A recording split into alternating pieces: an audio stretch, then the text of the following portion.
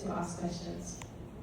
Thank you, that was such a brilliant presentation, and I love the concept of, spending more money when I can't bother to actually shop in that moment. So as a working mum, I love this for me.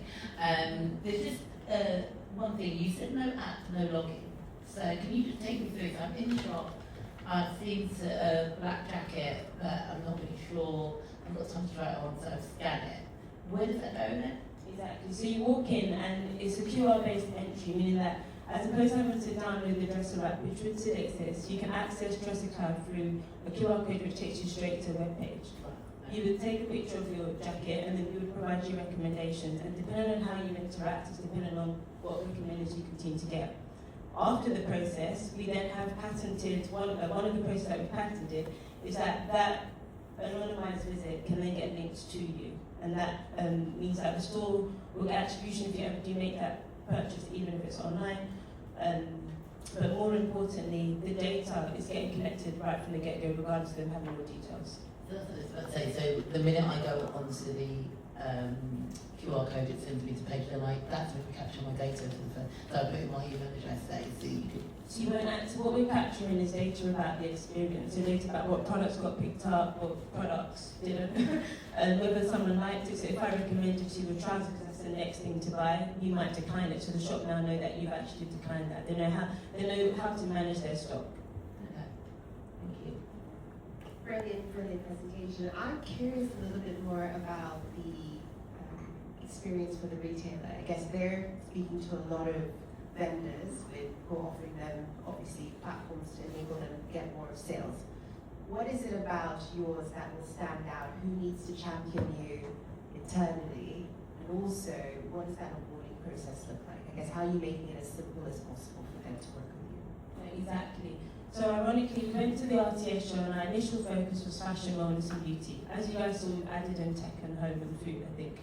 Because we went there and then Dyson came to us and said, look, we want you. And it was because, ironically, when we talk about personalized recommendations, but they saw that we also capture in-store attribution, which can then be linked to, for instance, online sales, which happens a lot. I mean, people that scan Zara and then go online because they want it straight from the box. But that store's not going to track them, that store's going to know the attribution of what happened and the experience that started there because of Dresser. So I think in the second part of the question in regards to the onboarding process, so because it's a very, we call it a lightweight in retail layer, it doesn't require any integrations and it doesn't require any substitutions, i.e. your POS machine. Initially, you can just give us what we call a CSV file of your product, and then what we then tell the shopper is that it's a 24 to 48 hour update on live inventory as opposed to being live. So then we allow the first phase to prove ROI. Once you prove ROI, it then becomes a decision commercially as opposed to anything else, so that we will go through the sales cycle. I love the presentation, super clear, very, very straightforward, completely understand the use case. My key question for you is, how do you sell to the first couple of customers? So just walk me through how you pitch the value proposition to retailer and how you approach the key decision maker. Okay, so I'll just say based on how we've done it so far. So we've, usually the first person that we speak to is almost like the experience manager. Sometimes it's been marketing. Once they like the product, they then bump us up. They move us to whether it's the founder or the CEO. So it's literally started from the ground up, and it depends on each store. For instance, Dyson is all about store attribution, and the shop Silkskins is all about having an in-store virtual cart that people can share to people. So it depends on the retailer. Like, we literally make decks specific to who we're talking to.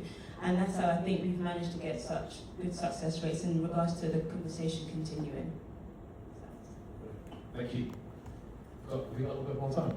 So you can have 30 more seconds, yeah? Okay, so you talked about we a lot. Yeah. Who's the team besides you? So I've got my co-founder, which is in the audience.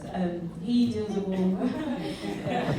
the actual business strategy, IP. I lead on product, so my background is within data. So the whole infrastructure to like the consent first, linking, that's all from like an NHS point of view in regards to data governance, and that's what we've implemented. We've also got a retail innovation lead. She's had 14 years experience in the female department. She's over there, I'm just really sorry. And she, I was going to say, she manages the female shoe section in a whole of Selfridges. So as opposed to just knowledge, we've also got contacts, which is great. And then we've got our CTO in Land, which used to work for Mercedes and has shipped so many other successful softwares in the past. So far. Fantastic. Thank you. That debrief was worth it. That was amazing. A round of applause, please.